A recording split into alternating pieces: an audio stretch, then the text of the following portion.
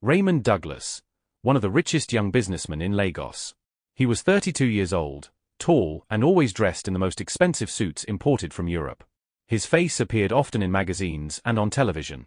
People called him successful, powerful, and influential, but those who worked close to him also called him proud, arrogant, and merciless. Raymond never smiled at poor people. In his mind, they existed only to serve him. That Monday morning, Raymond was restless. His girlfriend, Natasha Williams, had held a party in his house the night before. The marble floor was stained with spilled wine. Cigarette ashes lay scattered near the swimming pool, and crumbs of cake were pressed into the expensive Persian carpet. Raymond hated disorder. He could not tolerate a single spot in his mansion. So, he picked up his phone and called the best cleaning company in Lagos. His voice was sharp. "Send someone immediately.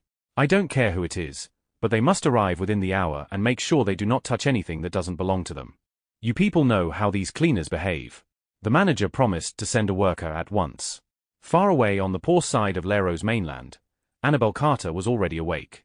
She was only 23, but carried the weight of responsibility like a woman twice her age. Her father had died 5 years earlier in a road accident, leaving her mother Martha and younger brother Paul to struggle. Annabelle had dropped out of school to work. She took any job she could find. Washing clothes, scrubbing floors, cleaning offices, anything that could put food on their small wooden table. That morning, the call from the company had come suddenly. She was to clean one of the biggest mansions in Ikoyi. The manager warned her strictly, "Annabelle, this client is very rich and very proud. Do not speak too much. Do your work and leave quickly. And please do not touch anything you're not asked to clean. Rich people can be suspicious." Annabelle nodded. She was used to such warnings. She knew how the rich looked at people like her, as if poverty itself was a disease. When she arrived at Raymond's mansion, she stood in awe for a few seconds. The gates were taller than her entire house back in the slums. As she stepped through the wide doors, the chandelier above her glittered like 1,000 stars. The living room looked like something from a movie.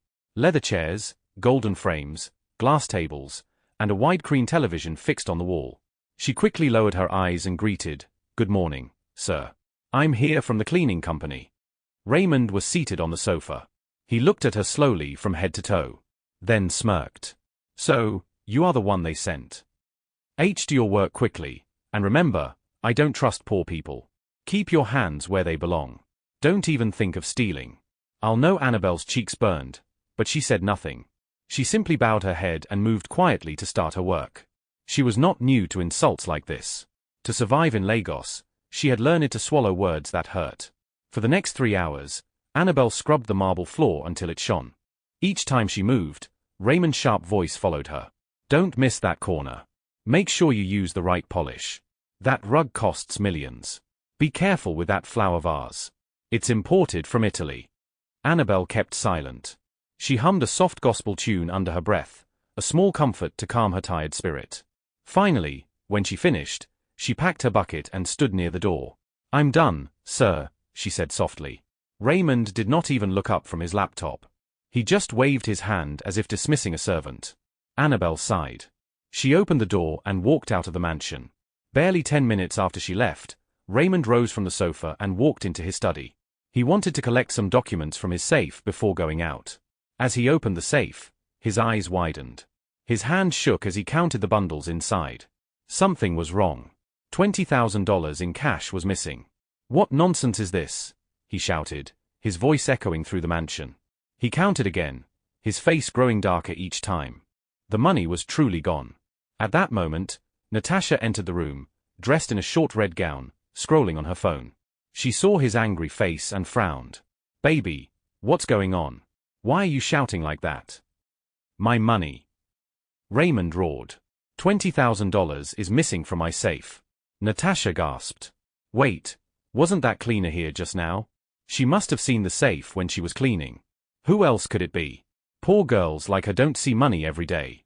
She probably couldn't resist. Raymond's chest burned with fury. The thought of a poor cleaner stealing from him made his blood boil. "You're right," he said through clenched teeth. "She was in this house. She must have taken it. How dare she?" Without thinking twice, Raymond picked up his phone and dialed the cleaning company. His voice was ice cold. "One of your workers just left my house. Her name is Annabelle Carter. She stole $20,000 from my safe. If you don't act immediately, I'll sue your company and shut it down.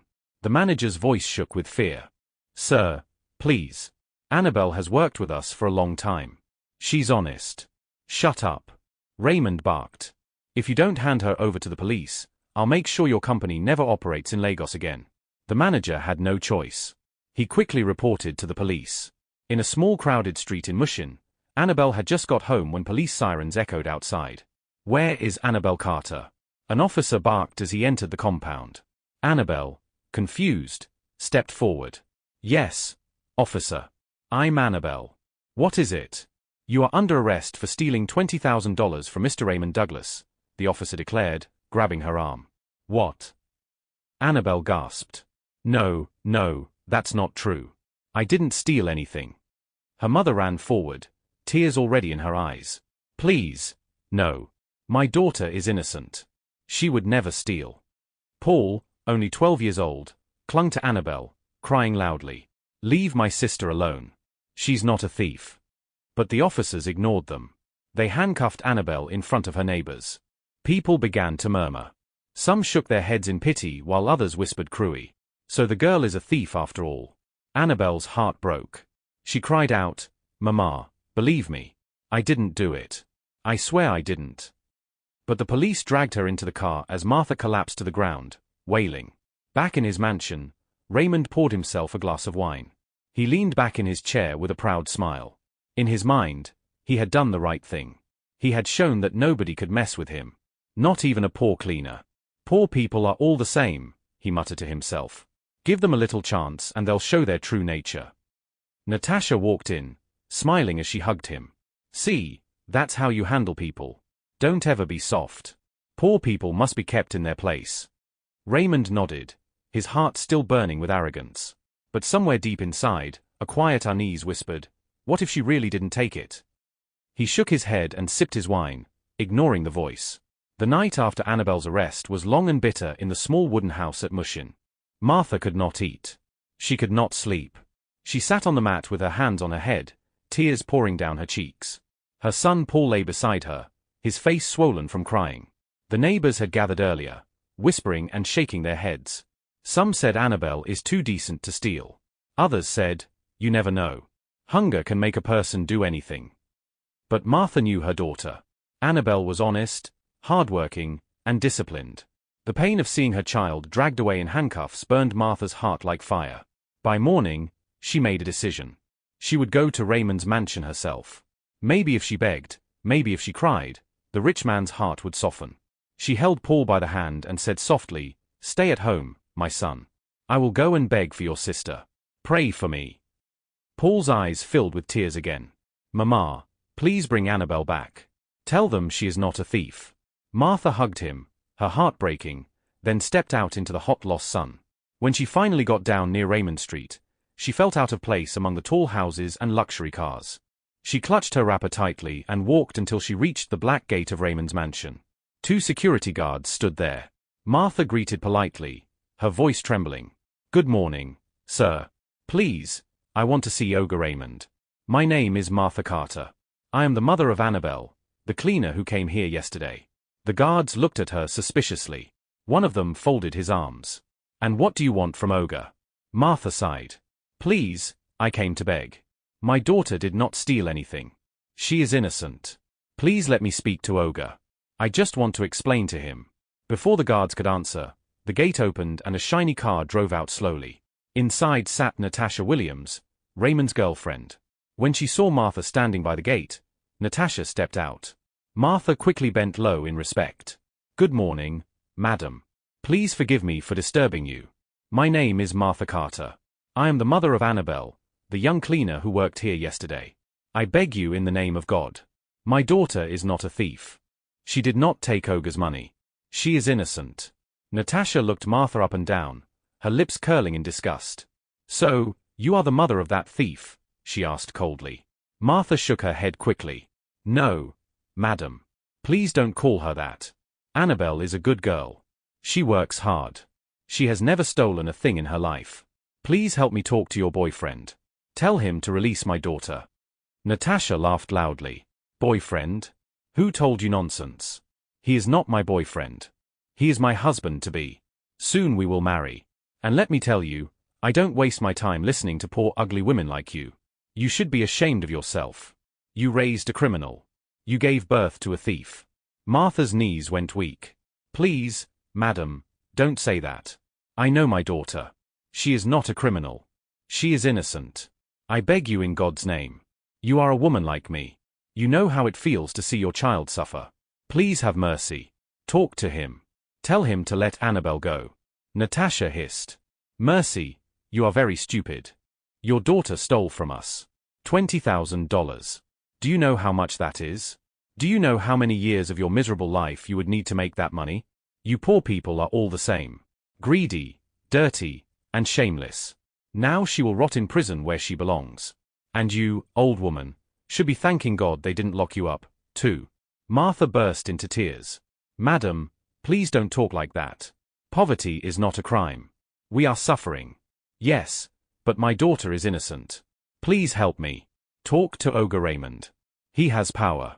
He can release her if he wants. Natasha moved closer. Shut up, you poor ugly woman. You disgust me. You and your daughter are the same. Thieves, low ass, nothing. My Raymond will never listen to people like you. He is above your kind. He is rich, powerful, and mine. Do you hear me? Mine. Martha sobbed uncontrollably. She was too weak to fight. She begged again. Please, madam. Please, for the sake of God, forgive us if we offended you. My daughter is all I have. Please don't let her rot in prison. I beg you. But Natasha only laughed again, turning to the guards. If this dirty woman does not leave my sight, throw her out. I don't want her polluting the air here. The guards shifted uneasily. One of them whispered, Madam, maybe we should shut up. Natasha snapped. Do as I say. Martha rose slowly, her legs trembling. She looked at Natasha one last time, tears streaming down her face. One day, madam, the truth will come out. My daughter is innocent and God will fight for her. Few hours later, Natasha was on call in her room. She was laughing carelessly as she spoke to her friend Sandra. My dear, Natasha said with excitement, you will not believe what I did. I really outsmarted Raymond this time. That man is too full of himself. He thinks he is a king. Sandra laughed. Tell me, babe, what did you do? You sound too happy. Natasha lowered her voice, but still spoke loudly enough for anyone close by to hear. I stole his money. $20,000. I already used $10,000. Can you imagine? $10,000 gone. Just like that, I bought new clothes, jewelry, and I even booked us a VIP table at the club tonight. We are going to party hard. Sandra gasped. What? Natasha, you are too bad. You really stole from Raymond. Natasha laughed louder. Yes, my dear. Sometimes I feel a little pity for that poor cleaner girl. She is in police cell now, suffering for what I did. But then again, beautiful girls like me always have to steal to maintain their beauty. Anyway, it is not my fault. Raymond is too stingy. That guy is too full of himself. He has so much money but gives me nothing. His own is too much. Sandra smiled through the phone. You are a bad girl, but that's my girl. I like you like this. Don't mind him. Men like Raymond deserve it. You've got brains. Let us party tonight. Raymond had just got home. He was walking past the hallway when he heard Natasha's voice. At first he ignored it, but the words I stole his money froze him in his tracks. He stood still, listening carefully. With each word Natasha spoke, his chest burned hotter. His heart pounded as the truth hit him like thunder. So it was Natasha all along. She was the thief. She was the liar. She was the reason he accused an innocent girl. She was the reason Annabelle was sitting in a dirty cell, shamed and disgraced. His hands clenched into fists. His face turned red with anger. Without wasting time, Raymond pushed open the door to Natasha's room. Natasha jumped in shock. She stared at him, eyes wide, lips trembling. Raymond, baby, why are you barging in like this? You scared me. Raymond's voice thundered. Shut your mouth, you shameless woman. Natasha's knees went weak. Baby, what is it? Why are you so angry? Raymond moved closer, his eyes blazing with fire. I heard everything, Natasha. Every single word. You stole my money. You wasted $10,000 already. And you let me accuse an innocent girl. You made me put her in prison. You are evil. Natasha fell to her knees, her hands shaking. Baby, please let me explain. I still have 10,000 left. I will pay you back. Please don't be angry. It was the devil, my love. I don't know what came over me. Raymond roared, his voice shaking the room. Don't lie to me again. It was not the devil. It was your greed, your wickedness, your shameless life. How dare you? You dared to mock me. You dared to frame a poor girl while you enjoyed stolen money. Natasha crawled closer, tears running down her cheeks. Baby, please forgive me. You know I love you. I only did it because you are too stingy. You never give me money the way you should. I was angry. Please forgive me. Raymond frowned. You dare call me stingy? After everything I have given you. You disgust me. Listen carefully. You must bring back the $10,000 you still have. You have only 2 days. If you don't, I will lock you up forever. Don't try me, Natasha. You know the kind of man I am. Natasha sobbed louder. I will find the money. Just give me time. Please, my love. I beg you. Raymond's voice was sharp like a whip. Shut your mouth. You should be in prison already. Because of you, I made the biggest mistake of my life. Because of you, an innocent girl is suffering in a cell. You are wicked, Natasha. Wicked. Without another word, Raymond picked up his phone. His hand shook with anger as he dialed. The line connected quickly. Hello, sir, a voice answered. Is this the DPO? Raymond barked. Yes, sir, this is the DPO. Raymond's voice was cold and firm. I gave you an order to hold a girl named Annabelle Carter. Release her immediately. Do you hear me? She is innocent. Let her go at once and clean her record. If there is even a scratch on her name, you will answer to me directly. Yes, sir, the DPO replied quickly. She will be released immediately.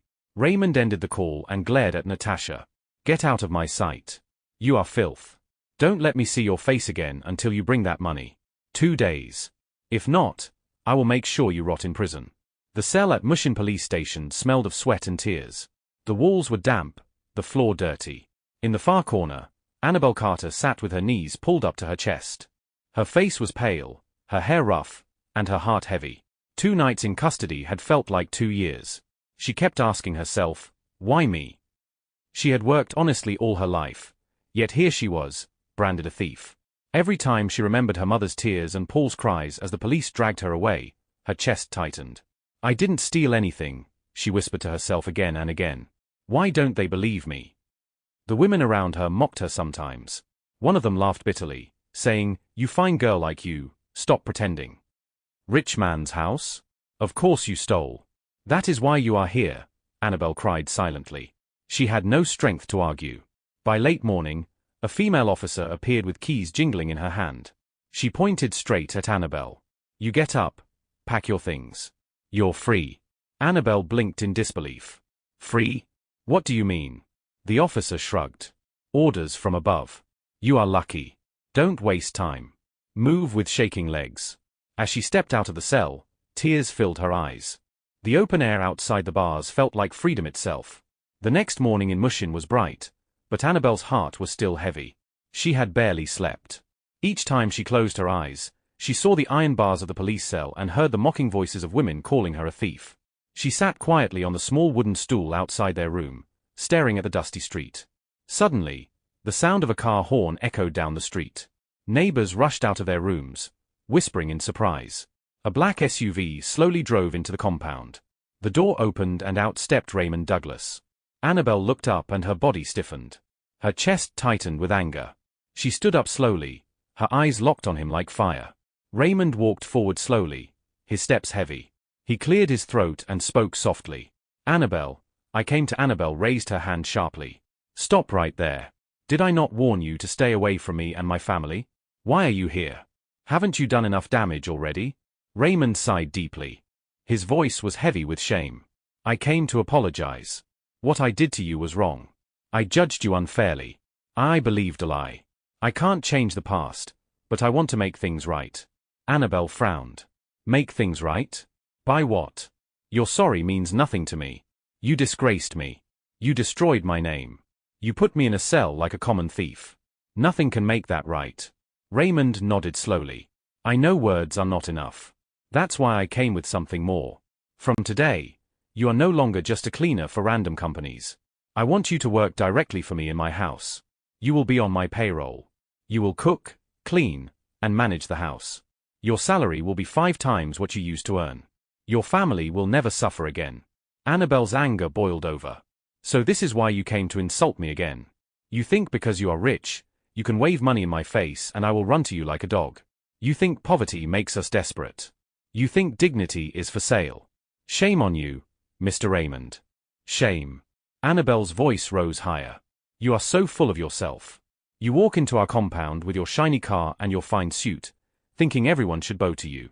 You say you want to employ me to work in the same house where you called me a thief, to serve the same man who threw me into a cell without proof. Never. I would rather scrub 10,000 floors for strangers than step foot in your mansion again. Keep your money.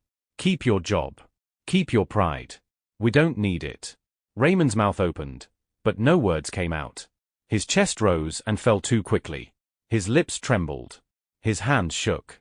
Suddenly, his eyes rolled back, and before anyone could stop him, he collapsed heavily on the dusty ground. Annabelle's anger melted instantly into shock. Her heart pounded. She stepped back, covering her mouth. Raymond was rushed into the emergency room. Nurses worked quickly, attaching drips, checking his blood pressure, and calling the lab. His body was pale.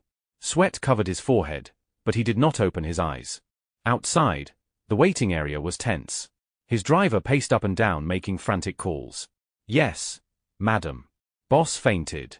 They said it is serious. Please come quickly. Within 30 minutes, Natasha arrived in another sleek car. She ran inside dramatically, her heels clicking loudly on the tiles. Where is he? Where is my baby? She screamed. The nurses tried to calm her. Madam, please wait. The doctor will speak with you soon. Finally, the doctor called her into his office. His eyes were kind but tired. Natasha dropped into the chair opposite the doctor, sobbing loudly. Doctor, please save him. I love him. He is my life. I cannot live without him. Please do something. The doctor spoke firmly. Madam, calm down. Listen carefully. Your fiancé did not just faint. His condition is very serious. His kidneys are failing. He will not survive without a kidney transplant. Natasha gasped. A kidney transplant. Doctor, please save him. Don't just sit there. The doctor leaned forward. He has 5 days at most if we do not find a donor. Finding a kidney is not easy. It must come from someone compatible. Natasha's eyes widened. 5 days? Oh my God. What will I do? The doctor said gently. Madam, why don't you come with me to the lab? Let us test you. If you are a match, we can save him quickly. Natasha's face changed instantly. Me? Check if I am a match. No, I cannot. Doctor, find somebody else. I can't risk that. What if something happens to me? The doctor frowned. But madam, you just said you love him. That he is your life. If you truly love him, this is the chance to prove it. Natasha hissed. Love doesn't mean I should cut myself open. That man is stingy, doctor. He has plenty of money, but he doesn't give me enough. Why should I risk my life for him? No way. Do your job, doctor, and leave me out of it. The doctor's eyes hardened. Madam, I am a doctor, not a magician. If we don't find a donor, your fiancé will die in 5 days. Natasha waved her hand carelessly. Then find another donor. That is what you people are paid for, and please mind your business. I'm going to the store to buy something. Call me if anything changes. She walked out proudly. A few minutes later, the door opened again. This time it was Annabelle. Annabelle's voice shook as she spoke. Doctor, please do something. Save him. Don't let him die. The doctor looked up, surprised. You are the young cleaner, right? The one who was accused. Annabelle nodded quickly. Yes, so he collapsed in our compound. If he dies, his family will blame me. They will say I cursed him. They will finish me and my family. Please save him. I don't want his death on my head. The doctor sighed. My dear, listen carefully. He needs a kidney transplant urgently. If he doesn't get it, he will not survive. Annabelle gasped, tears falling down her cheeks. Oh, God. Doctor, please take mine. Do it. Take my kidney. Save him. The doctor shook his head. It is not done that way. We cannot just take your kidney without tests. We must check if you are a match. Come back tomorrow morning. We will run the test. Annabelle's voice broke. Tomorrow? Will it not be too late? The doctor shook his head. No, he has a few days left. But we must not waste time. If you are a match, we will act quickly. Annabelle nodded. Okay, doctor. I will come tomorrow. Please just save him. Her lips trembled. Can I see him now? The doctor shook his head. No, he is resting. He needs strength. Come tomorrow. When Annabelle got home that evening, her heart was heavy.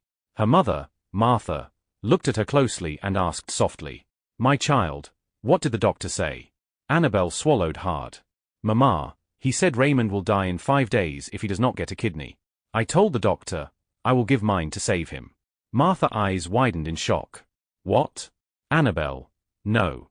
That is too risky. You are still young. A kidney transplant is not a small thing. You could lose your life. Annabelle shook her head slowly. Mama, I know it is risky, but I cannot just watch him die. He collapsed in front of me. If he dies, people will blame us. They will say it is because of me. I don't want that burden. Mama Martha held her daughter's hands tightly. But after all he did to you, he accused you. He put you in prison. He destroyed your name. Why do you want to save him now? Annabelle's lips trembled. I don't know, Mama. Something in me wants to help him. I think I am starting to feel something for him. I don't understand it myself, but I cannot let him die like this. Martha shook her head. My daughter, your heart is too soft. But if this is truly what you want, I will not stop you. I will only pray that God protects you. Annabelle sighed. Mama, tomorrow I will go back for the test. If I am a match, I will save him. The next morning at Lagos General Hospital, the doctor sat at his desk looking tired. He picked up his phone and dialed Natasha's number. After a few rings, she answered. Hello, madam, the doctor said politely. I just wanted to know if you have changed your mind. Are you coming today to do the test? Raymond's time is running out. Natasha sighed loudly from the other end of the line. Music and laughter could be heard in the background. Doctor, please don't disturb me. I told you yesterday. I cannot do it. I am already on holiday with my man. I don't have time for this stress. The doctor frowned. Madam, this is about life and death. Raymond could die if no donor is found. Are you sure you won't even try? Just one test, that is all. Natasha laughed coldly. Let his parents donate their kidney for him. After all, they never liked me. Why should I suffer for them? They will be happy if I disappear. So, let them carry their problem. And please don't call me again. I don't want to hear anything about Raymond or his family. I am enjoying myself. The doctor was silent for a moment, shocked at her words. Madam, you claim to love him, yet you abandon him in his most desperate moment. This is heartless. But Natasha snapped back. Doctor, mind your business. You are not my priest. You are just a doctor. Do your work and stop calling me. Goodbye. She ended the call immediately. The doctor stared at his phone, shaking his head in disbelief. So, this is love. A woman who claims she cannot live without him is now on holiday while he fights for his life. Truly, the heart of man is wicked. The next morning, Annabelle came back to the hospital. Her heart was heavy, her eyes red from sleeplessness. Come, let me take you to his room, the nurse said gently. When Annabelle entered the room, she saw Raymond lying on the hospital bed. His eyes were closed. Machines beeped softly beside him. His face looked pale. His chest rose and fell slowly. Annabelle walked closer, tears streaming down her cheeks. She held his cold hand and whispered, Raymond, please don't die. I forgive you. I am sorry for everything I said. You hurt me, yes, but I don't want you to leave this world like this. I am willing to give you my kidney. I don't care if it is risky. I don't care what people will say. I only want you to live. Her tears dropped. She bent her head and whispered again, I don't even understand myself, but I think I am beginning to love you. Just then, Annabelle felt his hand move. She looked up quickly and to her shock, Raymond's eyes were open. Raymond, she gasped. He gave a weak smile. Annabelle. She stepped back, confused. You're awake. You heard me. Raymond nodded slowly, then sighed. I heard everything, and now I must tell you the truth. Annabelle's heart pounded. What truth? Raymond sat up slowly on the bed. Annabelle, I was never sick. I planned everything. The collapse, the hospital, the kidney story, all of it. Annabelle's eyes widened. What you mean? You pretended? Yes, Raymond said softly. I told my doctor friend to help me. I wanted to test Natasha. I wanted to know if she truly loved me or if she was only after my money. That is why I pretended to collapse. That is why the doctor said I had kidney failure. Annabelle was so shocked. You mean all this time you were watching? Raymond nodded. Yes. And Natasha failed me. The woman I trusted, the one I thought loved me, ran away when she thought I needed her most. She refused even to test if she was a match. She showed me that her love was fake. He paused, his eyes softening. But you, Annabelle, you shocked me. You, the woman I hurt, the woman I accused, the woman I put in prison. You came here crying for me. You were ready to give your kidney, your life just to save me. You even said you are beginning to love me. That broke me. That touched my soul.